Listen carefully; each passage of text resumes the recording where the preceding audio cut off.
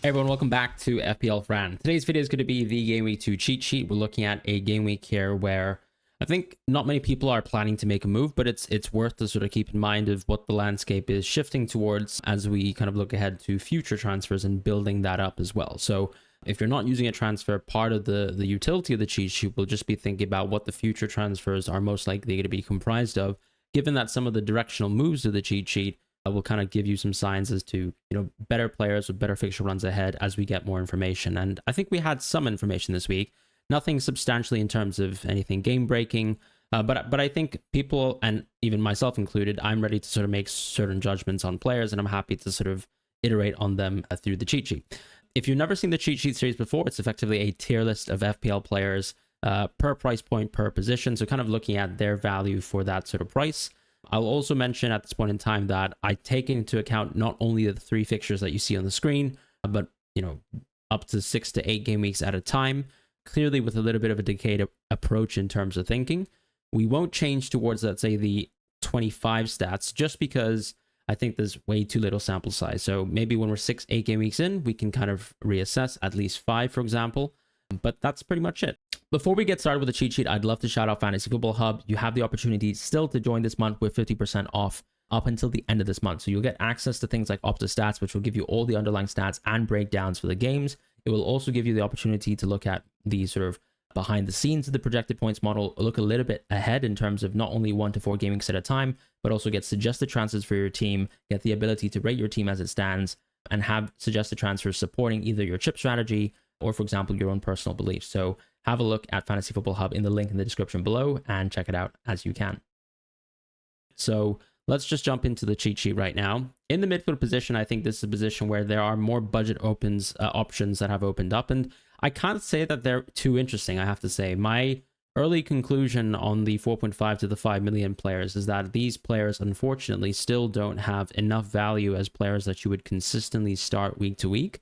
I think once you get to the 5.5, that's a different question.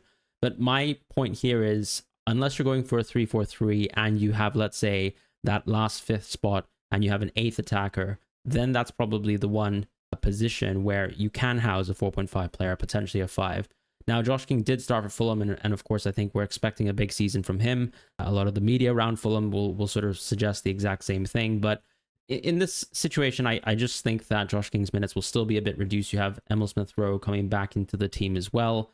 I don't think Josh King is a particularly great pick. We can reassess in Game Week 4 when Fulham actually have a really good run of games starting from then. At 5 million, I've added Dewsbury Hall, but once again, not enough confidence, even though he played really good minutes versus Leeds, to say that he's a really, really strong pick. Yes, a couple set pieces were there. He does play for a pretty weak attack, and I think also that the sort of DEFCON baselines recently at least haven't been particularly good. So would I have a lot of confidence in him, for example, as a pick? I'm not quite so sure. So that's kind of why I feel like it's not so interesting. You've also sort of missed the Leeds game, but arguably that Leeds game probably has cooled people off some of the Everton players a little bit more than most. And that's just the reality of when you kind of skip ahead through one good game on paper. Anton Stack, however, is a really, really interesting pick. I think he's one of those sort of DEFCON-y type midfielders. And as, let's say, Leeds improve as a team, as we kind of feel that their team strength is improving, I think that makes him an even better pick, because this is a player on set pieces as well. So that makes him quite interesting. I think maybe I'm actually being a bit pessimistic having him as an orange pick, but I do think, unfortunately, you have missed game week 1, for example. The fixtures will get a bit better for Leeds. So it's more than enough time for us to be able to reassess as we go, right? So Stack, interesting, but I think wait and see and kind of bring him in probably when a better fixture run arises, because ultimately, even for someone who's a set piece taker, you'd still fancy the chances of return being higher versus, let's say, weaker opponents. So that's kind of where I'm leading to this analysis. And I think the same thing applies with, for example, the next tier in terms of an Elliot Anderson. In the previous tier, however, just to round things off with Pat Mateta Sarr, I think with Eze impending, we had Paul O'Keefe confirm that he has agreed to personal terms with Spurs. So that kind of reduces that sort of open play attacking value of a little bit for me. So I'm a little bit cold on him. At 5.5, just going back to the point in terms of fixtures, I think even if you're a bit more of a DEFCON-y type player and you get set pieces, so Anderson is a picture-perfect example of this. He is on a great fixture run. He is a bit of a unique player in terms of how many recoveries he gets compared to other Premier League midfielders. This really makes him a strong pick. So This sort of coupled once again with the really good fixtures that he has just makes him overall better, and you feel much more confident, for example, playing someone like Anderson week to week. Reinders is a pick that I think is just wonderful. This could be biased. I'm sure a lot of people will know that I've already made a move towards Reinders this week, and I don't often tend to make Game Week 2 moves when I feel like my team has had no issues. But I feel generally quite confident that he's going to be an extremely strong, robust 5.5 pick. Now, I've said strong, robust 5.5 pick, and I fully am aware that this is a Man City player, and a lot of people will probably disagree with this analysis.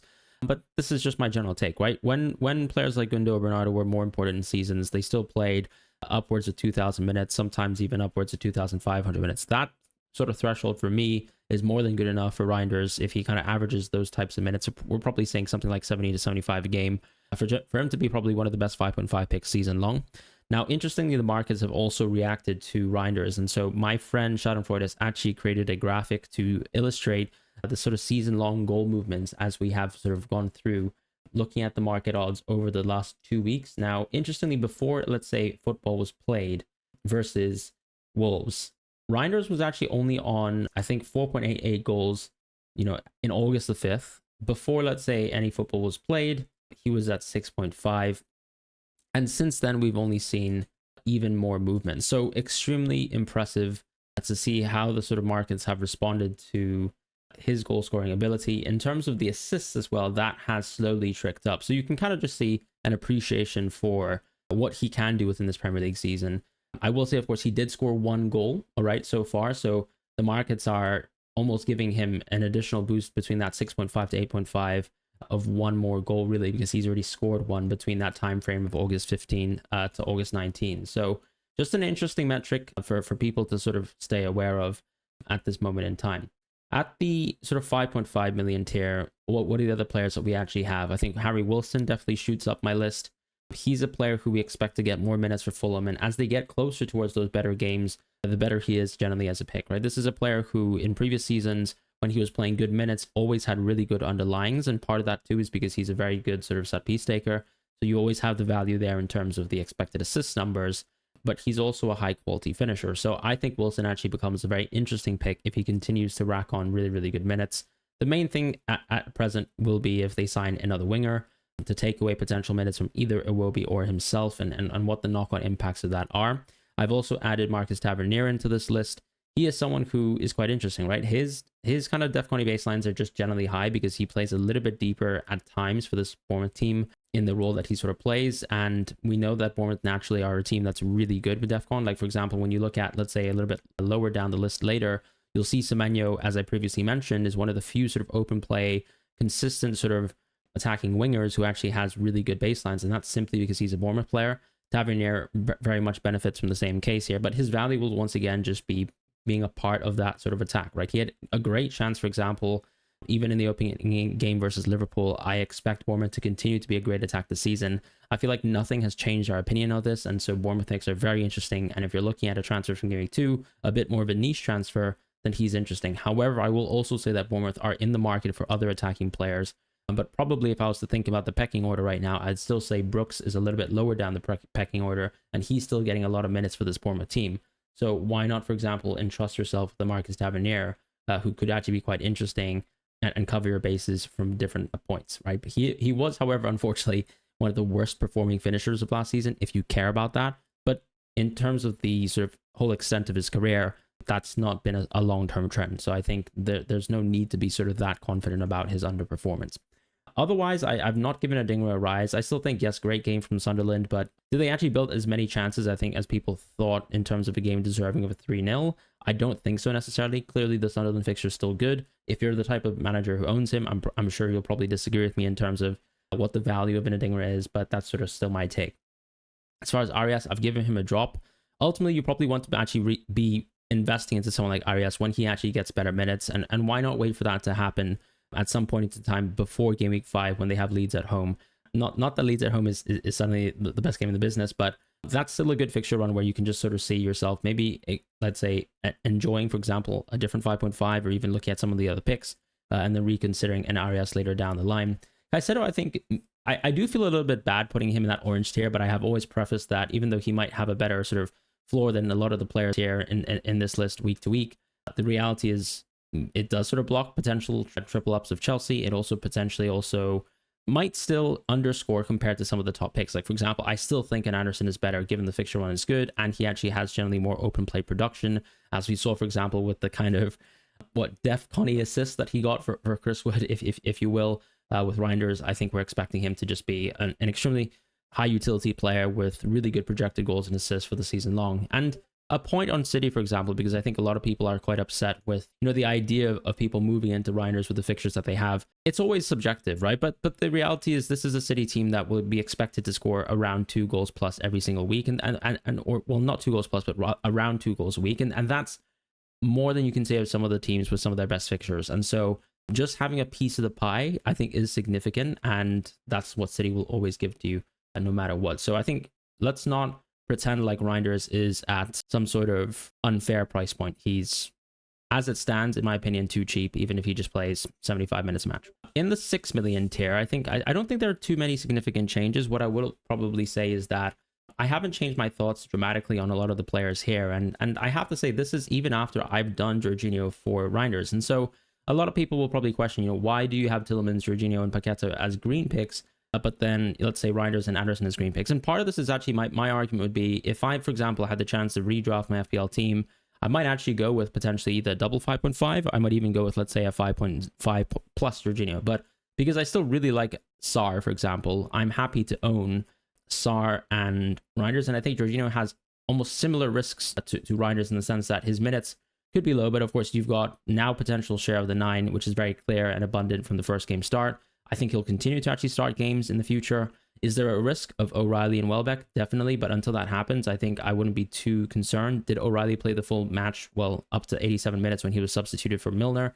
Yes, he did. But even though O'Reilly's on penalties, I think I probably won't add him to the cheat sheet for now, because I still think that maybe Rutter is still the starting 9 and 10. But there's going to be some games where, for example, if let's say Riley's played the entire match already in the 10 position, he's a bit more acclimated to that role. He gets to see the game out, whereas with Rutter, didn't have a great game, neither did Minte, and they were early subs on the day. But I don't think that that's necessarily going to be a repeating occurrence in terms of O'Reilly getting 90s and everyone else getting 30s and 60s. So that's kind of my thought there. But still, the point I'm trying to make is that I still think Reinders is extremely strong. I think Anderson as well.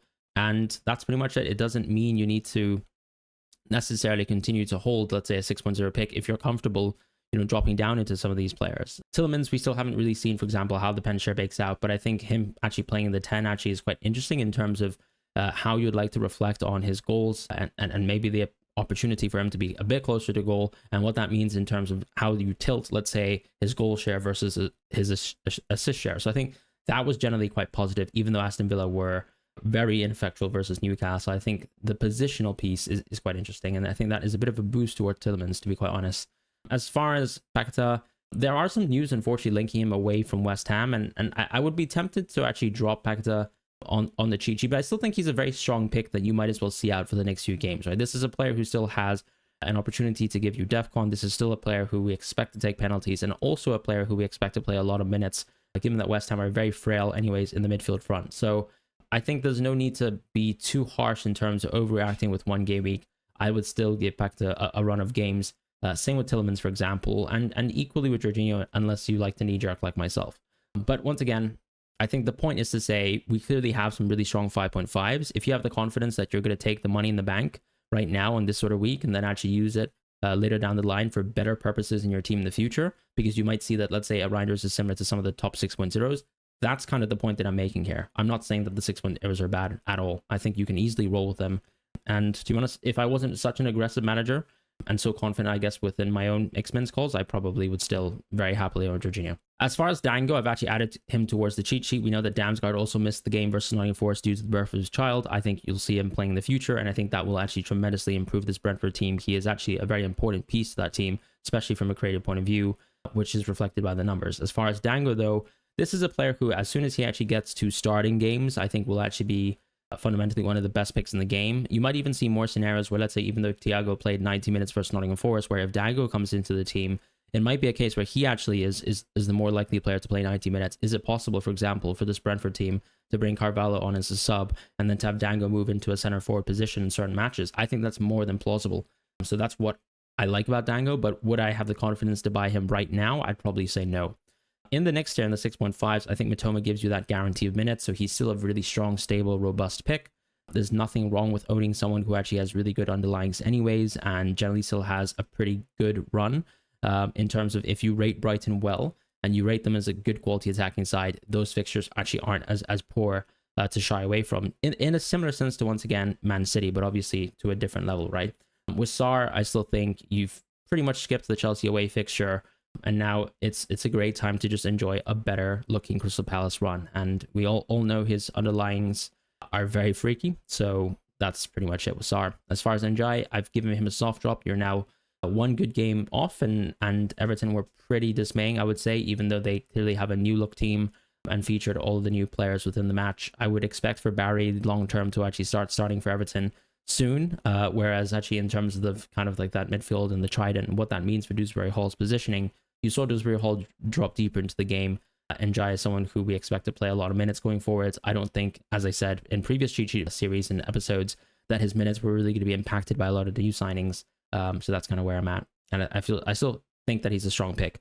With Kudus, I actually feel a little bit bad because I did record the cheat sheet previously without watching PSG versus Tottenham, and I did mention how that game could change my thoughts on Kudus. And I have to say, watching him actually start in the back three, whilst other players like, let's say, Johnson were, let's say, on the bench, actually gave me a lot more confidence in Kudus. So if I, let's say, had the chance to maybe change my cheat sheet before the deadline, I probably would have had Kudus as a yellow pick, and I'd keep him as a yellow pick now because you're now one game away from his best fixture. And those assists weren't jammy, but I would have to say, yeah, let's not overblow how strong Kudus is. He is clearly going to be a pretty focal piece to this team for the rest of the season, but they're going to have a lot of depth, right? And Eze, in some ways, is going to sort of impact that because there is now clearly a role on the right for Kudus. But you know, what happens if you bring someone like Eze in and you play in different structures in terms of the team? Like, is it possible, for example, for Kudus to be less impactful as a player, or is it most likely going to be, let's say, if you play, let's say, with the three up top, is it always going to be an Eze plus maybe a Kudus in behind a Solanke / Richarlison? I'm not so sure. I think Eze can quite comfortably play, for example, in more right-sided type positions if the sort of formation suits. I'm talking more in terms of like half spaces, for example, as opposed to just out and out on the wide spots. But the comparisons to Mbeumo, I wouldn't say we're quite there yet, but he clearly is early on a very important player for Thomas Frank. So a rise definitely deserved, even though you're now away from Burnley at home, which I think, you know, still means that you should be cautious, but we're now aware he's going to be quite an interesting pick season long. With Rice, I've added him back into the cheat sheet. I still don't think he's particularly interesting as a pick. I think there are more exciting 6.5s to go for that you can get probably equivalent or better minutes with better underlying stats. So that's kind of my thoughts in terms of Rice.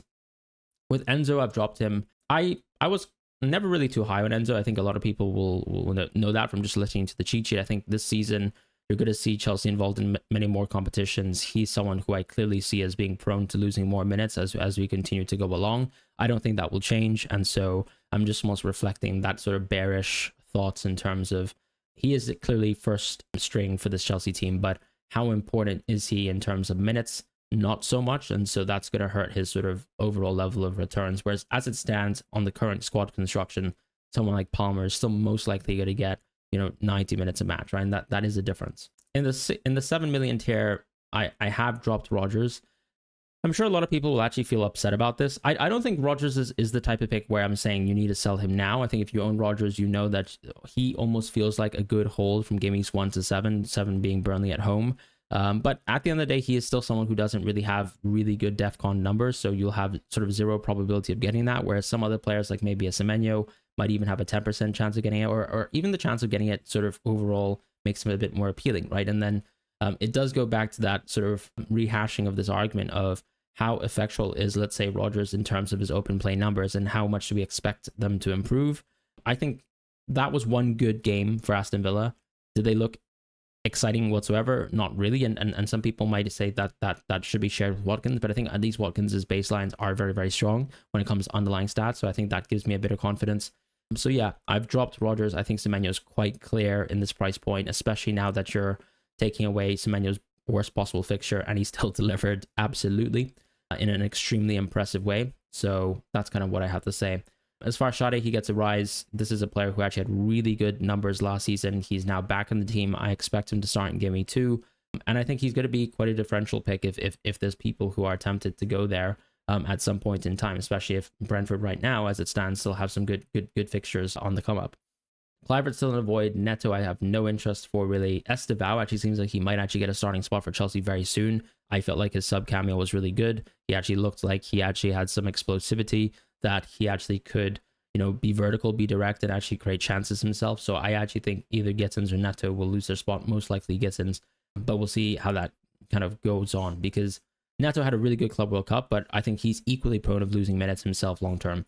At the 7.5 position, I'm really happy with where I ultimately put Gakpo. I feel like I had the confidence in his minutes. I didn't have, I suppose, the confidence to keep him in my draft, because I felt like I still wanted to angle for a bit of a long-term play. As it stands, though, it seems like Gakpo just seems like a really good pick. No reason to sort of shy away from him, but I'm sure that his minutes can still be impacted, and he's more of a player that I would reconsider on 4 if, let's say, Liverpool don't make any moves in the transfer window. As far as Gordon, he definitely gets a rise. If we don't get a Newcastle striker anytime soon, you can expect that his underlying numbers will be really, really good. He averaged around or got around 0.55 XGI versus Aston Villa. That already shows you what the pro, I suppose, of being or occupying that sort of central position is going to be. And we still expect him to be the penalty taker of the team as it stands.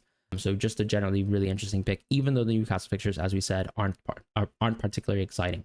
Otherwise, I've given Wirtz a soft drop. I don't think that, maybe this is a bit harsh to be honest, but you are taking almost the best fixture game for Wirtz in the first match, and he probably was still subbed off a little bit early, like around 80-81 minutes. I still wonder if there's going to be different situations and game states where Wirtz will play less minutes in certain matches, like maybe more of a 75 in certain matches. I might be over shooting my mark here. I still think Wirtz is quite an easy hold. He is someone who I think right now has the most transfer volume out this week, and I think it's not necessarily deserved. Probably want to reconsider in terms of Game Week 4 as to where he kind of sits in terms of my hierarchy. But there's just so many tools for this Liverpool team, and clearly he gets a piece of the pie. But you're now Game Week 1 away, and that was a really good game. So I do think he deserves a drop here. Marmoush also deserves a drop. I was very shocked to see that neither Cherki or Marmoush started, which already tells you where Marmoush is in terms of the pecking order, right? If let's say there are multiple people, right, not just one person he's contending that spot with, without even mentioning Foden, who wasn't even, let's say, featuring, that's the kind of problem that Marmoush finds himself in. And if you've watched the cheat sheet series, let's say heading up towards Game Week 1, you probably would have thought I was quite bearish. But looking at, for example, the market sentiments on Marmoush before the season started, I felt like I almost needed to provide an objective view. Interesting, the markets have gotten cold on someone like Marmoush, and his sort of overall goal numbers have projected to go down. So it's already a reflection of what this strong depth is going to be in terms of which players are now affected from this Man City team. And I think Marmoush, unfortunately, is one of them in the short term. But will he start games in the future? I think so, 100%. Could he even start in Game Week 2? Yes. But there's going to be always that overall concern in minutes that sort of reduces his value.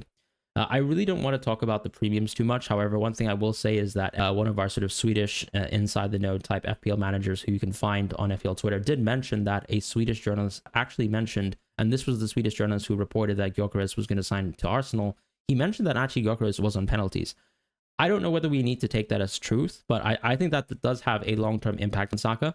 And to be honest, after the Leeds at home game, you're going to see Saka drop again. So that's kind of where my thoughts are. Were Arsenal impressive versus Man United whatsoever? No. But are we going to take one game sample sizes and use that as our Bible? Also no. So that's pretty much it. In the FPL sort of forward positions, we have a couple changes. We have Thiago rising. Now, I think confirmed penalties is massive. Secondly, playing 90 minutes is massive. And that's pretty much all I have to say. Was he absolutely awful within the match? Yes. And actually, did we see finally the impacts of the new bonus points changes when it comes to penalty taking? Yes, we did.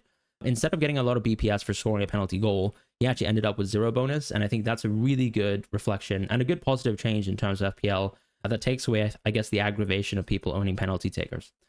So he will sort of have to continue working at getting goals outside of penalties, and we'll see whether he's able to do that, because this is a player who, as we mentioned previously, coming from the Belgian league, had amazing numbers and so far hasn't really been able to sort of illustrate any of that within the Premier League. With Fulkrug, and I also have to say that I think, to be fair with him, you're expecting Damsgaard to come back and for the team to play a little bit better with, key players like Shadi and Dango playing in the future. As far as Fulkrug, I think he gets a drop. You've taken Sunderland away from the fixture run, so this is a worse fixture run for West Ham. Is Wilson maybe going to be a bit more involved over the run? Potentially. I wouldn't be so cold on Fulkrug, but yeah, not the best of starts for him, and that just sort of makes him worse, unfortunately, as it stands immediately. As far as the 6.5 tier, I think it's fair to add Raul now. I still expect him to continue starting games. I'm not quite sure what's going on with the Muniz move to Atalanta. He actually did score versus Brighton. So are we going to see more topsy-turvy rotation between these two players this season and Muniz not moving? Maybe. I'm not quite sure. But I still think Raul's minutes are really strong. And on the basis of his minutes being really strong and him being a penalty taker, he just inherently has value in the game. But Game Week 4 is probably one of those windows where I said you want to be thinking about a Fulham player as opposed to now. Welbeck gets a drop because of the benching. Clearly, he can still start in the future, but I've always been cold on Welbeck, and yeah, this is just reflecting, once again, the information from Game Week 1. In the other tiers, I don't want to say too much about Evanilson, Wood, Mateta. I had them as top picks. Even João Pedro to an extent. I mean, he played the minutes that we expected versus Crystal Palace. Did he get anything done? Not really, but neither did some of the other key Chelsea players. You've got better fixture runs anyways, but I think that the main thing with Chelsea is that there's always the potential for, you know, him to, let's say, start a game on the bench. You know, that is a possibility, and so the less sort of great overwhelming performances he has, you know, that's going to hurt him. Solanke, interesting. I've dropped him because I just think that's Richarlison's clearly in form here. Solanke's coming back from an injury, and I think Richarlison being so good is just going to take away from that tapering, that sort of ceiling that Solanke has in potential minutes. And so because of that, I think I'm just minded to drop Solanke. Plus, of course, you've got Burnley at home taken away from you. Bowen, similar situation where you get Sunderland away. I don't think Bowen's minutes are impacted, of course, in a similar way to Solanke, but this is just, you know, one good game away. Bowen looks like a little bit of a worse pick compared to some of the other cheaper picks, but he's not too far off. Ekitike gets a rise. This is an interesting one, right? I would have kept the asterisk on Ekitike, but he's played so well where I think he's just going to get good minutes until Isak joins. And honestly, there's a big question as to whether that's even going to happen. So if that's not going to happen, Ekitike might actually be the best forward in the game. But there's still some uncertainty over that. And I guess Slot is still doing some early substitutions with him. So am I expecting him to suddenly be on, you know, 1 goal per match? Not really. But he is capable of doing that. And his underlying stats are just incredible. So it seems like he's been more than capable of translating his play towards the Premier League. There is almost no reservations on Ekitike right now. Watkins, even though he was really dismaying Game Week 1, but this is more so a reflection of his overall team and the Aston Villa attack within that match, just still has a great game and great run. Until they sign, let's say, another real striker, I suppose, in the market, I wouldn't be worried about Watkins whatsoever. With Gyökeres, the issue is that performance versus United being poor. Do I think he'll get benched versus Leeds? No, but do I still see for him to have very much reduced minutes up until he gets up to speed? Yes, and so that just means he's going to get a drop. And that's pretty much it for the cheat sheet. In terms of like revisiting that Haaland versus Salah discussion, I would say let's watch 5 game weeks of football, right? There are going to be some big swings in terms of captaincies in the future. 4 and 5 are great Salah weeks versus Haaland.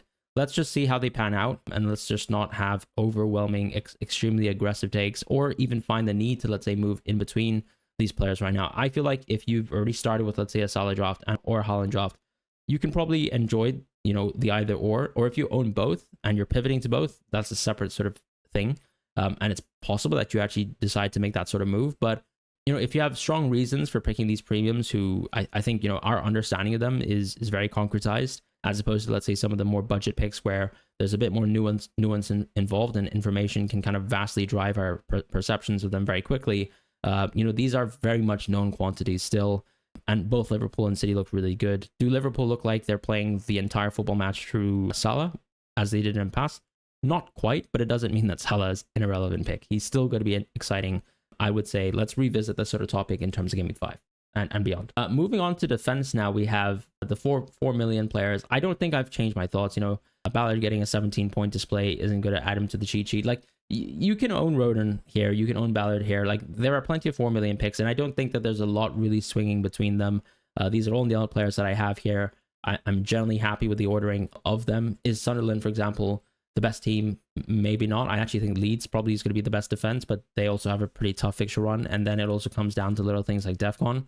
So let's just see as things go on, right? In the 4.5 tier, though, I have to say that Dorgu and Senesi definitely deserve to get rises. I think Bournemouth were still impressive. They conceded roughly the similar amount of chances that we'd actually expect for this Liverpool team to actually, you know, come up with when it comes to being at home, being at Anfield versus a new look Bournemouth defense. And I think going forward, Senesi is just a great pick because, of course, he has these really good DEFCON baselines. And then on top of that, I don't think the Bournemouth defense looks as bad as I thought it could be. And that's it. With Dorgu, I thought United were super impressive. I thought Dorgu was very impressive. Interestingly, he's actually 97th percentile as a shot taker in the fullback position across the big 5 European leagues. I think eventually, even though his underlying stats aren't amazing, that he's just going to explode. I could be wrong about this, but I'm happy to say that I think Dorgu easily makes a move up the cheat sheet.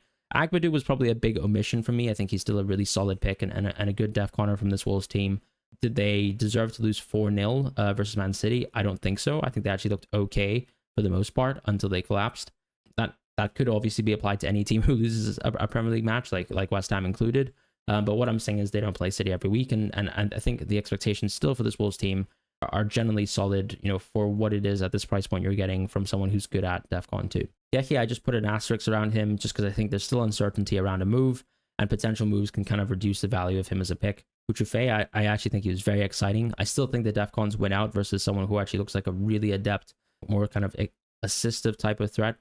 In this case, I think it's almost the opposite case of the Diouf situation, where because Diouf has such overwhelming goal threat and doesn't have expected cleans, like he becomes more interesting for me than, let's say, a Kilman, who doesn't have such crazy DEFCON baselines. But in this case where Senesi does, I do think he kind of does win out versus Trufe. De Kuyper, I've given a drop because I just think that the Brighton run is going to be quite tough going ahead. And he's not the penalty taker of the team, which I actually thought that might be a 20-30% chance that he could be on penalties, especially if Welbeck's off the pitch, because he's actually taken 9 penalties out of and scored them out of 10 previously in his career. So that not happening is a bit unfortunate, but he's still going to be an extremely exciting pick, right? There's no doubt about that, especially if you're kind of still chancing those attacking returns where possible. It's just that the expected clean sheets aren't particularly good, and he doesn't have that DEFCON baseline. In the 5 million tier, not many changes. I do think I was probably a bit too harsh on Aina, or maybe I'm overreacting on him getting DEFCON on the weekend. But yeah, I think probably there was way too much of a gap between Nico and Aina, and I just wanted to correct that. So that's probably my bad, and I have to take the L there. In the 5.5 tier, I have, however, dropped Milenkovic. I still think going forwards, you're going to expect more value from Murillo. I think the point that I made as well in terms of a defender scoring 4 to 5 goals per season is actually extremely unlikely, even though Milenkovic is probably one of the few players capable of doing this. I just think that Murillo's root towards points are better. Did Murillo get a lot of good DEFCON points in the weekend? No, but the point is we're looking at probabilities here, setting expectations for the future. Generally speaking, I think you can rely on Murillo a bit more, so I did want to create that sort of tier of separation. Very much like, for example, how Tarkowski compares to a lot of his other peers, where you can see Tarkowski getting something like 15 defensive contributions in a match where a lot of his peers weren't anywhere remotely close. Also, shout out to Tarkowski's assist for that Leeds penalty goal. In the 6 million tier, I think Virgil, with one good game gone, does drop for me. Kukure, I think he just softly drops. I don't feel super bad about someone owning Kukure. I think he's a really good pick still. I think he's potentially 0.5 million overpriced, but it was actually worth it because Chelsea's fixture run was that good. If you own, just enjoy the experience of owning Kukure. He's still really, really close to being an absolutely top tier pick that I think could be, at this point in time, for example, it's going to be an early season hold for all managers who started with him, and I think it's a really good pick. But it's just about, if you're looking at, let's say, future transfers in, I don't think Kukure is, for example, top for in my mind. I still think Gabriel and Aït-Nouri take the cake for me. And then Guardiola, obviously, with his potential sort of uncertainty around injuries, and Frimpong I put an asterisk around with hamstrings and sort of issues around that Slot iterated on are being reflected here. In the goalkeepers, just to round things off, we actually have Verbruggen getting a rise. This is coming off of the opportunity to kind of see that he was actually fit and ready to play for Game Week 1, so I've given him a rise. Perry, I think, definitely deserves an inclusion here. I think Leeds were very impressive versus Everton. I have previously spoken about Perry on my FPL Script podcast. My co-host, Schadenfreude, he kind of showed us how good of a shot stopper Perry is. So I think that's just an impressive kind of player. With Hermansen, were we impressed with the West Ham defense? Most people would say no, right? They conceded 3 goals. Let's not joke about that. But they still only conceded 0.55 XG. And I think I generally trust the XG number in terms of how consistently bad our Wolves or West Ham are going to be in terms of losing and conceding goals. I'd probably trust the XG number a bit more. Was it a good performance from Hermansen whatsoever in a debut? No, but such is how it is, and unfortunately gets a soft drop from the Sunderland game. Saw being added in the cheat sheet, but I still think he's not really one of my top 4.5s. Elsewhere, Martinez definitely rejoins the cheat sheet. Aston Villa is still a really strong defensive team, and I think I've got a lot of confidence in him as a pick. Onana and Vicario as well, I think definitely deserve to be here because they should be sort of resuming duties. Like Onana, at least I think Bayender, I really think I'd struggle to believe, and I'm putting an asterisk here on Onana as well, but I would really struggle to believe that Bayender is going to be the starting goalkeeper for Man United. Does he get deposed in Game Week 2? Maybe not, but I'm just going to preemptively put Onana here. If I'm wrong, I'm wrong. Vicario, I think, is just solid in the sense that you're probably going to expect a little bit more from Spurs anyways from the defense this season. Like whether, even though they're playing, let's say, Archie Gray and Bergvall versus some weaker teams, I don't think you could necessarily see that setup or such a naive setup potentially versus tougher teams. So I think they'll manage, tougher games better. And that's kind of why I think Vicario deserves doing the cheat sheet. Otherwise, no real changes for the 5.5s. I'm pretty happy with the way that I've distributed them. And thank you guys so much for watching the cheat sheet. I hope you guys enjoyed the video and see you guys soon for more content.